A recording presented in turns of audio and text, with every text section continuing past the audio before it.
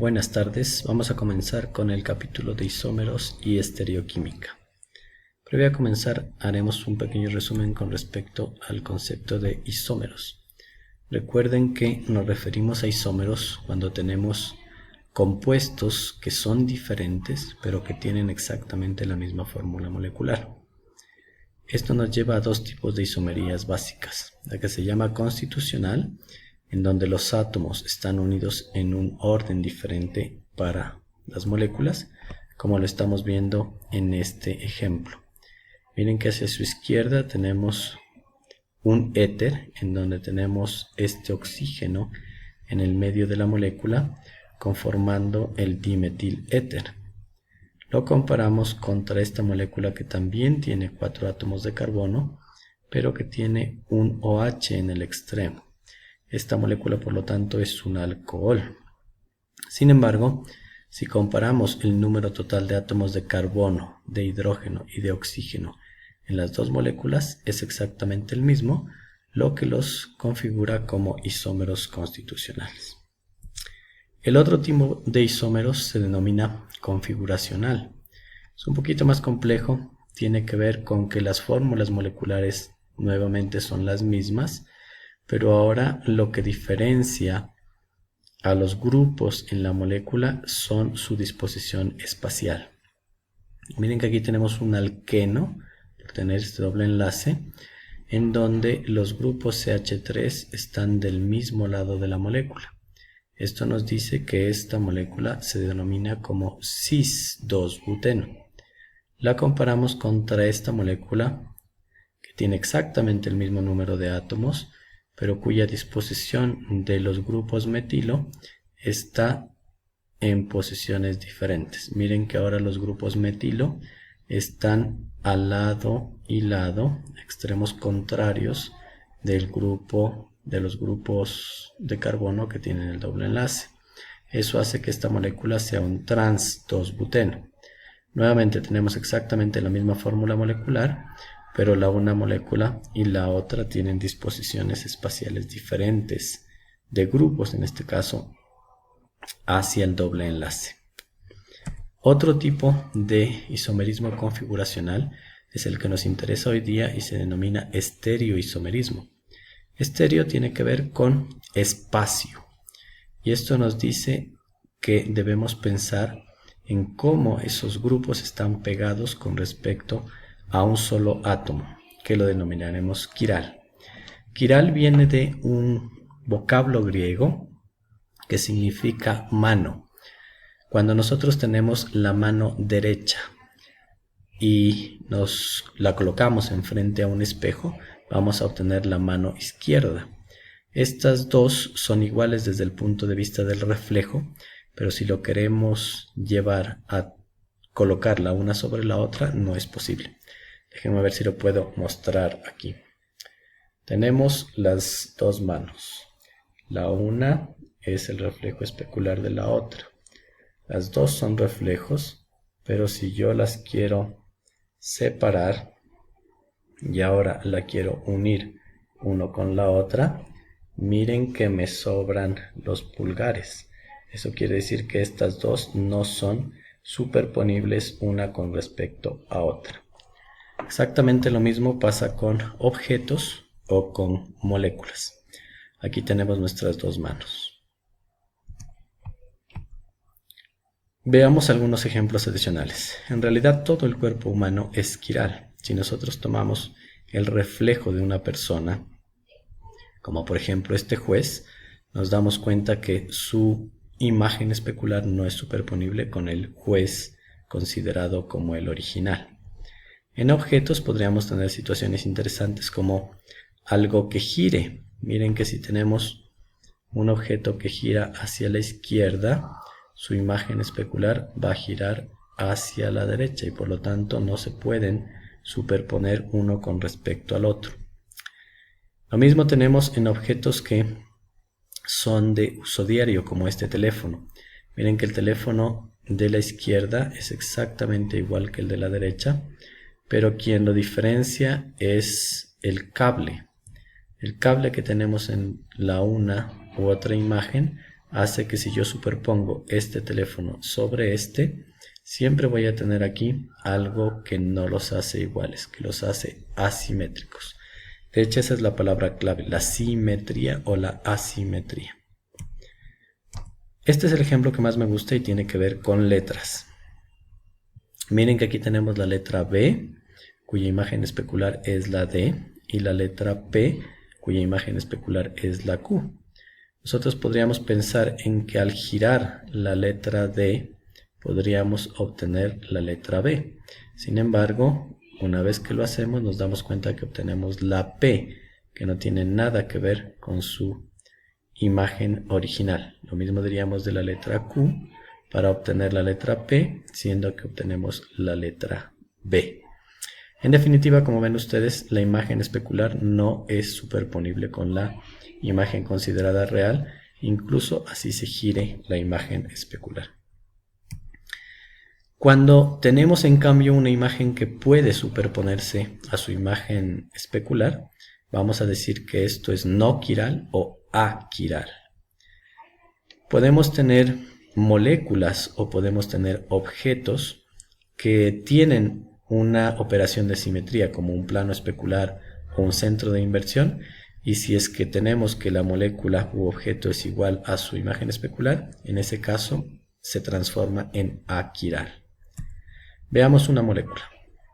Miren la molécula que tenemos hacia su izquierda. Tenemos un carbono en el centro que tiene 4 sustituyentes diferentes, 2 de los cuales son hidrógenos. Si miramos su imagen en el espejo y la sacamos, nos vamos a dar cuenta que estas dos moléculas resultan ser iguales. En cambio, si tenemos esta otra molécula, cuyo carbono central tiene ahora 4 sustituyentes diferentes, un bromo, un flúor, un cloro y un hidrógeno, su imagen especular resulta ser diferente. La sacamos nuevamente y nos damos cuenta que estas dos moléculas son diferentes. No puedo superponer la una con la otra. Si ustedes se fijan, el flúor siempre va a quedar de un lado o del otro, o el hidrógeno va a quedar siempre de un lado o del otro, lo que hace que estas dos moléculas no puedan ser las mismas. Al tener esa configuración, esas dos moléculas se transforman la una en aquiral y la otra en quiral. En definitiva, ¿cuándo una molécula sería quiral? Una molécula va a ser quiral cuando tenemos un carbono central que tiene 4 sustituyentes diferentes, como este, que tiene bromo, flúor, hidrógeno y cloro. Por supuesto, igual ocurre con esta molécula, que sería una imagen especular no superponible de esta, y por lo tanto las moléculas son quirales. Bien, vamos con un nuevo ejemplo. Miren esta copa. Si esta copa la dividimos en un eje vertical, de tal manera de cortar una parte que quede a la derecha y otra que quede hacia la izquierda, nos damos cuenta que las dos partes son exactamente iguales. Eso quiere decir que esta copa tiene un eje de simetría. Al tener una operación de simetría, el objeto ya se transforma en un objeto que es aquiral. ¿Qué tal esta tijera? Este es un ejemplo muy interesante, ya que lo podemos comparar precisamente con el concepto de quiralidad. Si nosotros tomamos las tijeras con la mano derecha y es una tijera para zurdos, resulta que no podemos cortar con ella y por lo tanto se transforma en un concepto quiral. Si al revés fuera una tijera para zurdos y la tomamos normalmente con la mano derecha, nos va a costar cortar con ella, puesta que está hecho para utilizarse con la mano izquierda. Este ya es un objeto que por definición y construcción se transforma en quiral. Este tarro de cerveza es muy parecido al ejemplo del teléfono. Al tener una oreja, un mango, que en la imagen especular nos queda hacia el extremo opuesto, si queremos superponer la imagen especular sobre el objeto real, considerado como real, resulta que no es posible y por lo tanto va a ser un objeto quiral. Al igual que con las tijeras sucede con la bota. Si nos colocamos la bota izquierda en el pie derecho, no vamos a poder caminar. siendo que los seres humanos somos quirales y algunos objetos que nos colocamos sobre nuestros cuerpos pueden reflejar esa quiralidad. Por lo tanto, la bota va a ser quiral. De igual manera pasaría con un guante, como este o un guante convencional, en donde queremos colocarnos un guante de mano derecha en mano izquierda y simplemente no es posible. Eso hace que el guante sea quiral. Al igual que lo vimos en una imagen anterior, todo aquello que gire en un sentido, su imagen especular girará en un sentido contrario. Eso nos dice que esta hélice, por lo tanto, va a ser quiral. Esta silla es muy interesante, ya que si la cortamos en forma vertical, dejando dos de las patas hacia un lado y dos de las patas hacia otro lado, todo lo que tenemos hacia la izquierda y a la derecha de esta silla resulta ser exactamente idéntico, teniendo por lo tanto un eje de simetría que lo transforma en aquiral. ¿Qué pasaría con esta silla en cambio? Miren que si somos zurdos y nos entregan una silla para escribir para la generalidad de las personas en el planeta, que somos derechos, nos va a costar escribir.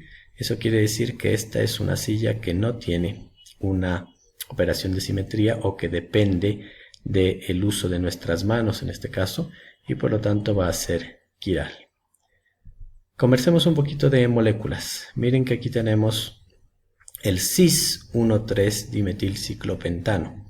Si miramos esta molécula, nos damos cuenta que tenemos un grupo CH3 que se encuentra hacia la parte izquierda de esta molécula y que está hacia arriba, y en exactamente la misma molécula tenemos un CH3 que está hacia la derecha y que también se encuentra hacia arriba.